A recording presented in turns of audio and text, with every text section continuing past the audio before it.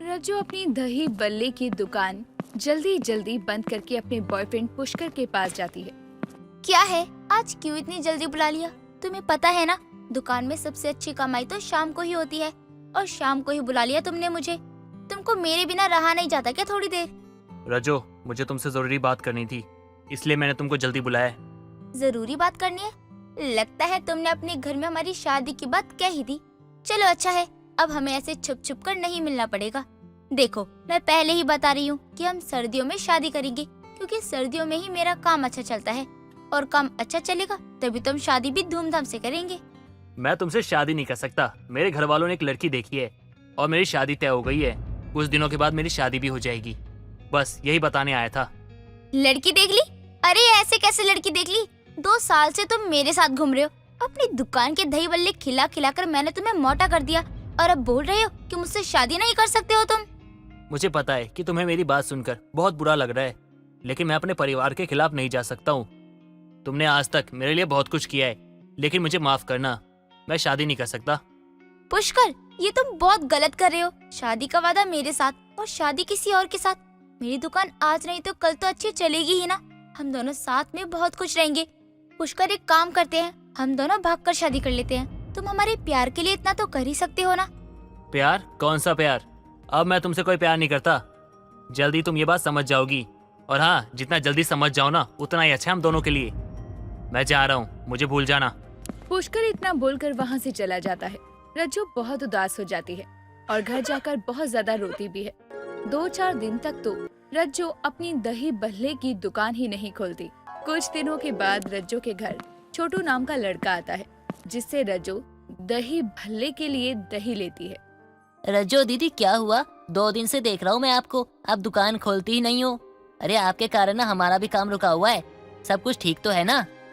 अब क्या बताऊं छोटू मैं तुम्हें, जिसके लिए मैं ये सब कर रही थी, अपना भविष्य बना रही थी, वो तो किसी और के साथ ही हो लिया। उस पुष्कर ने तो मुझे छोड़ ही दिया। अब मैं कहाँ जाऊं? मतलब आपको पागल बना गया? दीदी, मैं तो आपको पहले ही समझा रहा था कि वो पुष्कर सही नहीं है, लेकिन आप तो मेरी बात मानती नहीं थी। अब उदास बैठी हुई हो। प्यार में अच्छा बुरा थोड़ी ना देखा जाता है, और पुष्कर से तो मैंने प्यार किया था। मैंने अपने इन्हीं हाथों से पुष्कर को दही बल्ले बनाकर खिलाए थे। पता नहीं कौन सी पापी चाट से पट गया वो कमीना। दीदी, आप अपने काम पर ध्यान दो। ग्राहक आपके रोज आते हैं, लेकिन दुकान बंद देखकर वापस चले जाते हैं। कहीं ऐसा ना हो आपके ग्राहक टूट जाएं। यहाँ पुष्कर ने मुझसे हमारा रिश्ता ही तोड़ दिया, और तुम ग्राहक टूटने की बात कर रहे हो। दीदी, भले ही आपको मेरी कोई बात अभी अच्छी ना लगे, लेकिन जब तक आप खुद को आगे नहीं बढ़ाओगी ना, तब तक ऐसे ही रोती रहोगी। मैं तो कहता हूँ पुष्कर को सबक सिखाओ। सबक सिखाऊं? लेकिन कैसे? वो तो शादी करने जा रहा है। दीदी, शादी वादी थोड़ी कर रहा होगा वो। अरे उसे कोई दूसरी लड़की मिल गई होगी जो उसका खर्चा उठा पा रही होगी। अब आप उसे दिखाओ कि आपको कोई फर्क नहीं पड़ता और कामयाब हो जाओ। हो सकता है उससे उसे ना पछतावा हो। तुम सही कह रहे हो छोटू। अब उसे तो मैं बताऊंगी कि आखिर मैं क्या चीज हूँ। चलो, दिमाग की बत्ती तो जली, वरना खुद की दुकान पे खुद ही ताला लगवा देती, साथ में मेरी दुकान भी बंद करवा देती। मेरे लिए तो अच्छा है अब। रज्जू वापस से अपनी दुकान में लग जाती है और काम शुरू कर देती है। लेकिन जब से पुष्कर ने रज्जू को छोड़ा था, तब से रज्जू का काम में दिल ही नहीं लग रहा था। इसीलिए वो दही भल्ले में कभी नमक ज्यादा कर देती तो कभी मिर्ची ज्यादा डाल दिया करती।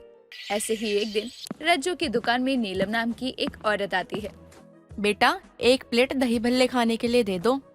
रज्जू जल्दी से नीलम के लिए दही भल्ले बनाकर देती है, लेकिन इस बार रज्जू ने मीठी वाली चटनी कुछ ज्यादा ही डाल दी थी। नीलम खाती है तो उसे वो बिल्कुल अच्छे नहीं लगते। ये क्या, इतनी ज्यादा मीठी चटनी डाल दी? अरे जब दही भल्ले बनाने ही नहीं आते हैं तो किस बात की दुकान खोली है तुमने? बंद करके बैठ जाओ ना, कम से कम लोगों के मुंह का स्वाद तो खराब नहीं होगा। माफ करना, वो पता नहीं मेरा ध्यान कहाँ था, गलती से ज्यादा हो गई चटनी। जब काम में ध्यान ही नहीं है तो बंद कर दो ना दुकान। वो औरत काफी ज्यादा रज्जू को सुना रही थी, तभी वहाँ पुष्कर आ जाता है। माँ, मैं आपको बाजार में तलाश कर रहा था, और आप यहाँ क्या कर रही हो? पुष्कर, ये तुम्हारी माँ है? पुष्कर, तू जानता है क्या इस लड़की को? कौन है ये लड़की? माँ, ये वही है रज्जो जो मेरे पीछे थी। पीछे पड़ी थी? क्या मतलब है पुष्कर तुम्हारा? मैं तुम्हारे पीछे कब पड़ी? हम दोनों तो एक दूसरे से प्यार करते थे ना। तुमने अपनी माँ को ये बात बताई नहीं? ए लड़की, एक तो तू मेरे बेटे के पीछे पड़ी है, उसे छोड़ नहीं रही थी। बड़ी मुश्किल से मेरे बेटे ने तुझसे पीछा छुड़ाया है, और अब तो झूठ बोल रही है। अच्छा हुआ आज मैं तुझसे मिल ली। सुन मेरी बात, मेरे बेटे से ना कोसों दूर रही हो, नहीं तो मुझसे बुरा कोई नहीं होगा। पुष्कर और उसकी माँ की बातें सुनकर रज्जो को बहुत ज्यादा बुरा लगता है और वो वहीं रोने लगती है। पुष्कर ने मुझे छोड़ दिया। मुझे इस बात का इतना बुरा नहीं लगा जितना इस बात का लग रहा है कि वो हमारे प्यार को झूठा कह रहा है। लेकिन कोई बात नहीं, बहुत हो गया उस पुष्कर के पीछे। उसने मेरा जितना दिल जलाया है ना, अब देखेगा वो भी कि उसने किसे रुलाया है। रज्जो अब खुद को संभालती है और बस अपने काम पर ध्यान देती है। रज्जो अपनी दुकान का भी नाम बदल देती है और बदलकर दिल जली के दही भल्ले रख देती है, जिसके बाद रज्जो बहुत मेहनत करती है। धीरे धीरे रज्जो की दुकान वापस से पटरी पर आ जाती है और चलने लगती है। कुछ दिनों के बाद समीर नाम का लड़का रज्जो की दुकान पर आता है। उसे दही भल्ले और रज्जो दोनों ही अच्छे लगते हैं। मुझे तो आपकी दुकान में आने से पता चला कि आपकी दुकान में दही बल्ले बहुत अच्छे मिलते हैं। अच्छा, लेकिन मैं कुछ समझी नहीं। दुकान में आने से कैसे पता चल गया कि दही बल्ले अच्छे हैं? अरे आप तो इतनी अच्छी हैं और आपके हाथ से बनाए हुए दही बल्ले वो तो लाजवाब होंगे। अच्छा जी, आपको क्या मैं अच्छी लगी? ये भी भला कोई पूछने वाली बात है क्या? वैसे मेरे पास एक बहुत अच्छा आइडिया है जिससे आपके दही बल्ले और भी मशहूर हो जाएंगे। आपकी दुकान का नाम तो वैसे भी अलग है और आपकी दुकान के दही बल्ले भी अलग होंगे। आप एक काम कीजिए, दही बल्लों का आकार दिल की शेप में कर दीजिए, तो देखना आप कितनी फेमस हो जाओगी। समीर का आइडिया रज्जो को काफी अच्छा लगता है और दिल जली के दही भल्ले दिल के आकार के होते हैं, जो लोगों को भी काफी अच्छे लगने लगते हैं। धीरे धीरे रज्जो और समीर भी एक दूसरे के काफी नजदीक आ गए थे। दूर दूर से लोग अब रज्जो की दुकान में आने लगते हैं। एक दिन समीर रज्जो के लिए अंगूठी लाता है और रज्जो को अंगूठी देते हुए बोलता है, मुझे तुम पहली नजर में ही अच्छी लग गई थी। मैं तुमसे शादी करना चाहता हूँ। क्या तुम मेरे साथ अपनी जिंदगी बिताना चाहोगी? रज्जो समीर के सवालों का जवाब देने जा ही रही थी कि तभी पुष्कर वहाँ आता है। रज्जो, मुझे माफ कर दो। मैं तुमसे बहुत प्यार करता हूँ, लेकिन घर वालों के दबाव में आकर मैंने झूठ बोला। मैं तुमसे शादी करना चाहता हूँ, मुझे माफ कर दो। मैंने तुम्हारे साथ बहुत गलत किया। सही कह रहे हो पुष्कर, तुमने मेरे साथ बहुत गलत किया, लेकिन उस गलत चीज में भी ना मेरे लिए कुछ सही लिखा था, इसलिए मुझे समीर मिला। समीर, मैं तुमसे शादी करना चाहती हूँ। दिल जले के दही भल्ले ने रज्जो का दिल समीर के साथ ऐसा लगा दिया कि अब उनकी शादी भी हो जाती है। कार्तिक देर रात अपने ऑफिस में काम करके अगली सुबह घर आता है और अपने घर के दरवाजे पर दस्तक देता है। तभी रानी उसके लिए दरवाजा खोलती है। दरवाजा खोलते ही उसे देखकर वो उसके कपड़ों की ठीक से जांच करती है और तो और उसे अजीब तरह से सूंघने लगती है। ये देखकर उसका पति कार्तिक कहता है, जानवरों वाली हरकत क्यों कर रही हो? कभी यहाँ सूंघ रही हो, कभी वहाँ सूंघ रही हो। ये सब क्या है? चुपचाप ऐसे ही खड़े रहो और मुझे सब सही से चेक करने दो। पूरी रात तुम ऑफिस में रुके हो या कहीं और? कुछ गड़बड़ तो नहीं है ना? हे भगवान, सच में कल्लू आ गया है। एक पति जो पूरी रात ऑफिस में काम करके देर रात को घर आता है और उसकी पत्नी को उसकी सेवा करनी चाहिए, लेकिन नहीं, मेरी बीबी को तो जासूसी करनी है। यार, किसी लड़की के साथ नहीं था मैं। हद होती है सोचने की भी। हाँ, मुझे तुम पर भरोसा नहीं है। तुम कुछ भी कर सकते हो। और वैसे भी तुम्हारे ऑफिस में कितनी सारी लड़कियां हैं, क्या पता किससे तुम्हारा चक्कर चल रहा हो। यार अब बस करो यार, मुझे बहुत नींद आ रही है। पूरी रात सही से सोया भी नहीं हूँ और तो और मैं बहुत थक भी गया हूँ। क्या कहा? सोई नहीं, थक गई और आंखें भी लाल है और तुम्हारे अंदर से सेंट की खुशबू आ रही है। ये सेंट तो लड़कियां लगाती है और मेरा सेंट ये है नहीं। फिर ये किस लड़की का सेंट है? कौन थी तुम्हारे साथ रात में? हे भगवान, उठा ले। मैं बहुत परेशान हो चुका हूँ इस जिंदगी से और अपनी जासूस पत्नी से। मैं बहुत परेशान हो चुका हूँ। उठा ले भगवान। भगवान के पास बाद में जाना, पहले मुझे मेरे सवालों के जवाब दो, वरना अच्छा नहीं होगा। आज तुम्हारे लिए बता रही हूँ मैं। हाँ, ऑफिस में एक अकेला मैं ही नहीं था, और भी लोग थे और सब बैठ के साथ में काम कर रहे थे। तो मेरे साथ भी 2 लड़कियां बैठ के काम कर रही थी। ये उन्हीं की परफ्यूम की खुशबू है, समझी तुम? अच्छा, तो तुम इसलिए ओवर टाइम करते हो ऑफिस में, ताकि उन लड़कियों के साथ बैठकर बातें मार सको और नाम हो जाता है कि काम करने के लिए ऑफिस गए हो। हे भगवान, इस औरत को समझाना नामुमकिन है। मैं जा रहा हूँ सोने के लिए। इतना कहकर अब कार्तिक वहाँ से सोने के लिए चला जाता है और रानी अपने पति पर शक करने लगती है। ऐसे ही एक दिन रानी अपने घर की खिड़की पर खड़ी अपने हाथों को दूरबीन बनाकर देखती है और ये करते हुए उसे कार्तिक देख लेता है। अरे ये सब क्या है? तुम दूसरों के घर में ताका झाकी क्यों कर रही हो? अरे अपने पति की जासूसी करती हो, वो कम था क्या? अब जो दूसरों के घर में घुस रही हो, ये सब गलत बात होती है। तुम चुप रहो, तुम्हें कुछ नहीं पता है।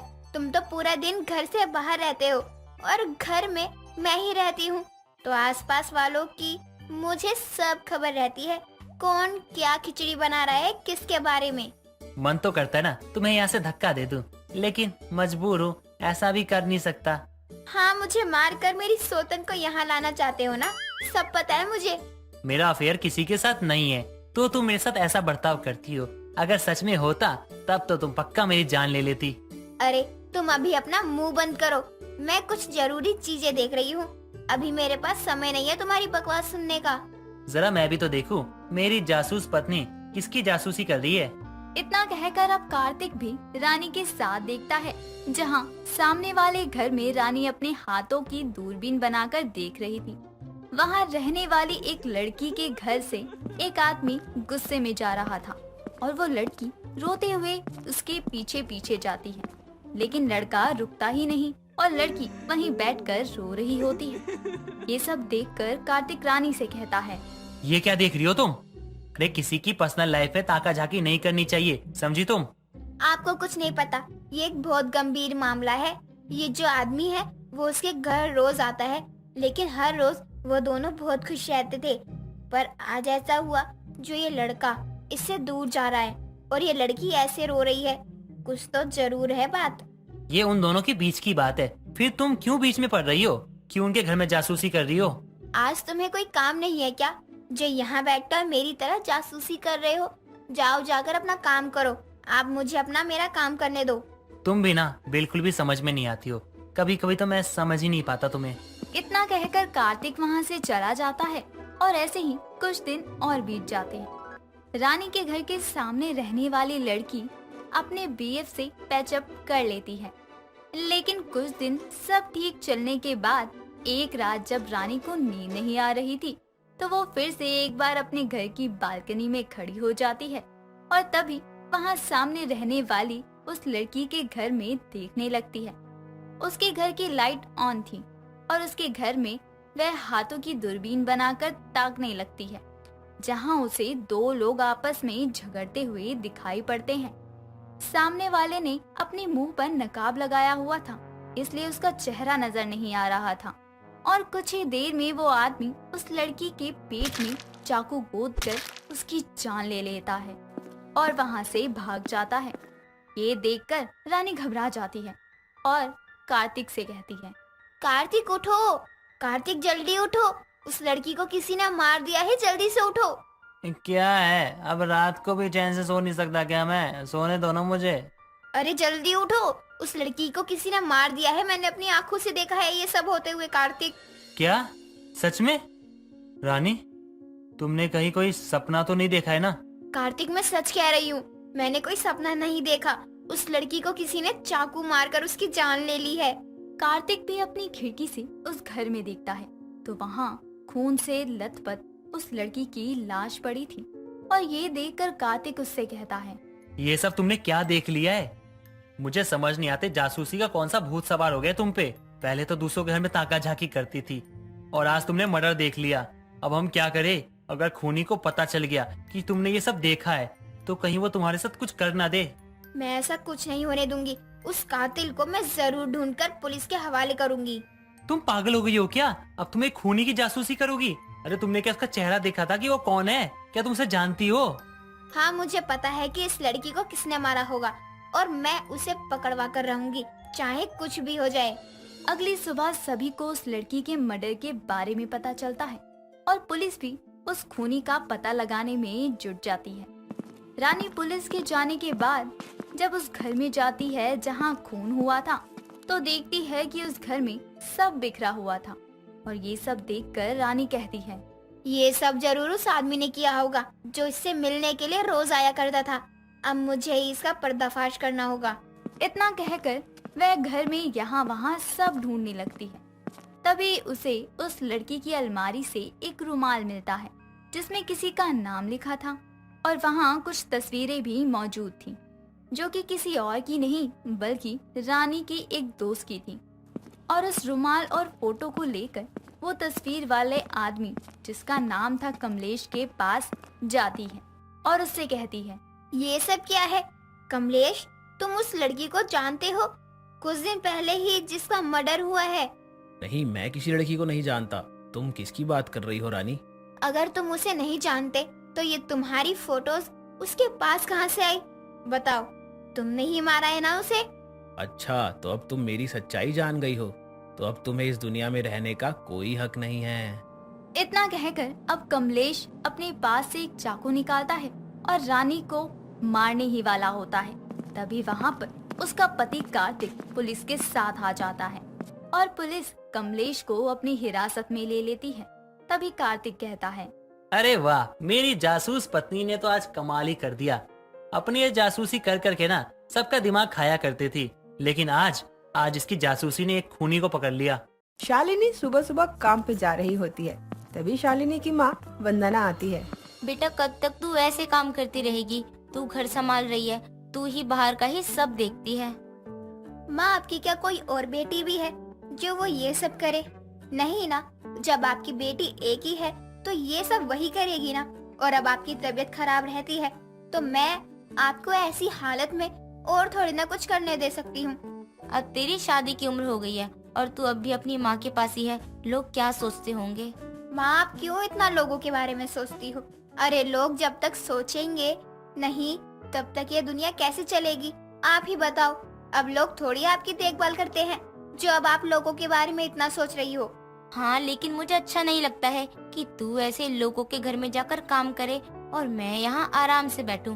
बेटा, मैं क्या सोच रही हूँ कि तू ये सब छोड़कर अपना कुछ क्यों नहीं करती है? माँ, मैं तभी तो पैसे जोड़ रही हूँ। अब घर के काम करने से इतनी तो कमाई होती नहीं है कि मैं अभी वो काम छोड़कर अपना काम कर सकती रहूँ। हर चीज में थोड़ा बहुत समय लगता है ना। इतनी दौड़ भाग करती है, तू कमजोर होती जा रही है। अपने शरीर पर भी ध्यान दे लिया कर। माँ, जो गरीब होता है ना, उन्हें अपने शरीर पर नहीं बल्कि कमाई पर ध्यान देना चाहिए। और अब आप मुझे बातों में मत लगाओ। मैं जा रही हूँ काम पर, वरना मालिक चिक चिक करेगी। शालिनी इतना बोलकर काम पर चली जाती है, लेकिन काम से शालिनी बहुत जल्दी घर आ जाती है और बहुत ही ज्यादा उदास भी होकर एक तरफ बैठ जाती है। क्या हुआ शालिनी बेटा, तू इतनी उदास क्यों है? किसी ने कुछ कहा है तुझे? माँ, वो मालकिन ने मुझे काम से निकाल दिया। अब मैं क्या करूँ? अब हमारा घर कैसे चलेगा माँ? मुझे तो कुछ समझ ही नहीं आ रहा है। अचानक से ये क्या हो गया? बेटा, तू परेशान मत हो, ऊपर वाला सब देख रहा है। अगर तेरा काम गया है तो भगवान ने तेरे लिए कुछ बड़ा जरूर सोचा होगा। तू परेशान मत हो मेरी बच्ची। माँ, कैसे ना परेशान हूँ मैं? पहले से ही हमारे हालत कुछ ठीक नहीं थे और अब ये सब हो गया। घर का किराया भी देना है। मुझे तो कुछ समझ ही नहीं आ रहा है कि अब आगे क्या होगा और कैसे होगा। शालिनी बहुत ज्यादा परेशान हो जाती है जब से उसका काम छूट जाता है। शालिनी अगले दिन काम की तलाश में जाती है तो देखती है कि जगह जगह ठेले लगे होते हैं तरह तरह के चीजों के। मैं दूसरों के पास काम मांगने तो जा रही हूँ, लेकिन यहाँ तो हर कोई अपनी जंग खुद ही लड़ रहा है। मुझे भी अब ऐसा ही कुछ सोचना पड़ेगा कि मुझे किसी के घर काम मांगने की जरूरत ही ना पड़े। शालिनी को काफी अच्छा डोसा बनाना आता था, इसीलिए अब वो एक मसाला डोसा की रेडी लगाने की सोचती है और उसकी तैयारी में लग जाती है। शालिनी मसाला डोसा की रेडी लेकर सड़क के किनारे पर बेचने के लिए निकल जाती है, लेकिन पूरा दिन निकल जाता है और एक भी ग्राहक शालिनी की रेडी पर नहीं आता। यहाँ तो कोई भी मसाला डोसा खाने नहीं आया। कहीं मैं मसाला डोसा की रेडी लगाने का गलत फैसला तो नहीं ले लिया है ना? लेकिन अब फैसला गलत हो या सही, मुझे इस बात पर ध्यान नहीं देना और अपने काम पर सोचना चाहिए। आज नहीं तो कल मेरी इस रेडी को मैं आगे तक जरूर पहुंचाऊंगी। शालिनी काफी देर तक वहीं खड़ी रहती है, लेकिन कोई भी नहीं आता। कुछ देर बाद शालिनी वापस घर चली जाती है और अगली सुबह फिर अपना मसाला डोसा बेचने के लिए निकल जाती है। कुछ देर बाद शालिनी की रेडी पर एक अभय नाम का लड़का आता है। एक पनीर डोसा देना। माफ करना, मेरी रेडी पर केवल मसाला डोसा ही है। तुमने डोसा की रेडी तो लगा रखी है, लेकिन तुम्हारे पास एक पनीर डोसा तक नहीं है। माफ करना, वो अभी मेरे पास उतने पैसे नहीं है कि मैं पनीर या कुछ और डोसा बेचूं। अच्छा चलो ठीक है, कोई बात नहीं, एक मसाला डोसा ही दे दो फिर। शालिनी अभय को जल्दी से एक मसाला डोसा बनाकर देती है और अभय खाने लगता है। वाह क्या डोसा है, आपका डोसा तो बड़ा ही टेस्टी है। कहीं किसी से सीखा है क्या, या पहले किसी ढाबे में काम करती थी आप? सच में आपके डोसे में तो बहुत बढ़िया स्वाद था। नहीं सर जी, मैंने कहीं से नहीं सीखा, बस जहाँ पहले साफ सफाई का काम करती थी तो वो लोग बोलते थे मसाला डोसा, तो वहीं बनाती रहती थी। अच्छा, लेकिन तुम्हारे ये मसाला डोसा के आगे तो पनीर डोसा भी फीका पड़ गया। एक और बना दो मेरे लिए। जी अभी बनाती हूँ। वैसे तुम इतना अच्छा मसाला डोसा बनाती हो, तुम्हारी तो बहुत कमाई होती होगी ना? नहीं सर जी, कल से मैंने ये रेडी लगाना शुरू किया है और आप ही मेरे पहले ग्राहक हो। क्या मतलब अब तक तुम्हारे हाथों का इतना लाजवाब डोसा किसी ने नहीं खाया है? नहीं। कोई बात नहीं, जितना स्वाद लाजवाब है ना, अब तो आपकी बिक्री ही बिक्री होगी। अभय वहाँ से डोसा खाकर चला जाता है और उसके बाद अभय रोज वहाँ डोसा खाने आया करने लगा। धीरे धीरे शालिनी की रेडी पर काफी लोग आने लगे। कुछ दिनों बाद अभय अपनी दोस्त नीतू के साथ शालिनी की रेडी पर डोसा खाने आता है। अरे शालिनी जी, जरा 2 प्लेट मसाला डोसा तो लगा दो। अबे तू पागल हो गया है क्या? कहीं से भी कुछ भी खा रहे, तुझे पता भी है ये लोग किस तरह बनाते होंगे? देखकर ही लग रहा है कि कई दिनों से नहाया तक नहीं है इसने। अरे नीतू, तू कुछ भी मत बोल। शालिनी जी बहुत साफ सुथरे तरीके से मसाला डोसा बनाती हैं। मैं यहीं से रोज खाता हूँ और स्वाद तो इतना अच्छा होता है कि उंगलियां भी चाटते रह जाओगे। नहीं नहीं, मैं नहीं खा सकती यहाँ से। मुझे तो यहाँ पर इतनी गंदी स्मेल आ रही है, पता नहीं तू कैसे खाता है। यार तू बहुत साफ सुथरी लग रही है, और शालिनी जी को मैं काफी समय से जानता हूँ, ये गंदे तरीके से नहीं बनाती हैं। देख आसपास और लोग खा रहे हैं। मैं कोई वीआईपी नहीं बन रही हूँ, लेकिन मुझे पता नहीं क्यों यहाँ अच्छा सा नहीं लग रहा है। सच में देखना आसपास भी कितनी गंदगी है। मैं तो क्या, यहाँ कोई और भी नहीं खा पाएगा डोसा। रहने दे तू, मैं हूं ना तेरे साथ, इसीलिए इतने नखरे दिखा रही है, वरना तू तो रोड साइड से ही खाती रहती है। खैर कोई बात नहीं, मैं तो मसाला डोसा खाने आया हूँ, डोसा ही खाऊंगा, तू वेट कर मेरा। मैडम आपको लग रहा होगा कि मैं साफ सफाई से नहीं बनाती हूँ, लेकिन आप गलत सोच रही हैं। मैं बहुत साफ सफाई से बनाती हूँ। अगर आपको यकीन नहीं हो रहा है तो आप खुद देख लीजिए। शालिनी की बात सुनकर नीतू चुप हो जाती है और वो अभय के साथ मसाला डोसा खाकर चली जाती है। नीतू को भी मसाला डोसा काफी अच्छा लगता है, लेकिन वो ज्यादा कुछ नहीं बोलती। अभय को शालिनी कहीं न कहीं बहुत अच्छी लगने लगती है, इसीलिए अब वो आए दिन शालिनी की रेडी पर जाता है और शालिनी से बात करने के बहाने ढूंढने लगता है। कई दिनों तक ऐसा ही चलता है। अब शालिनी का मसाला डोसा भी काफी ज्यादा फेमस हो गया था। कुछ दिनों बाद अभय शालिनी के पास जाता है। शालिनी, मैं तुमसे कुछ कहना चाहता हूँ। हाँ कहो ना, इसमें पूछने वाली क्या बात है? वो तुम दिल के आकार का मसाला डोसा बना सकती हो क्या? दिल के आकार का? उसमें क्या अलग होगा? वो भी तो डोसा ही होगा ना। और मेरे यहाँ कौन आ रहा है कि दिल के आकार का डोसा लेने आएगा? मेरे यहाँ तो सब एक ही आकार का डोसा लेते हैं। अरे मेरे लिए तो बना सकती हो तुम। हाँ हाँ क्यों नहीं। जब तुम पहली बार आए थे मेरी रेडी पर तो तुमने मुझसे पनीर डोसा मांगा था, लेकिन मेरी रेडी पर वो नहीं था और तुमने मसाला डोसा ही खाया था, जो तुम्हें बहुत पसंद आया था। मुझसे और रुका नहीं जाएगा शालिनी, मैं तुमसे प्यार करने लगा हूँ। मुझे तुम्हारा डोसा बहुत पसंद है और साथ ही साथ तुम भी। पसंद तो मुझे भी बहुत हो तुम, लेकिन मैं इस रेडी को नहीं छोड़ना चाहती हूँ। आज मेरी जो भी पहचान है वो बस इस रेडी की वजह से है। अगर तुम ये कहो कि शादी के बाद मैं ये रेडी लगाना छोड़ दूं, तो ये हो नहीं सकता। मैं तो ये चाहता हूँ कि तुम अपनी रेडी लगाना कभी भी बंद ना करो, और मैं बल्कि तुम्हारे इस काम में तुम्हारी मदद करूंगा। शालिनी एक गरीब मसाला डोसा वाली जिसकी रेडी अच्छी चल जाती है और उसकी दौरान उसे एक अच्छा लड़का भी मिल जाता है।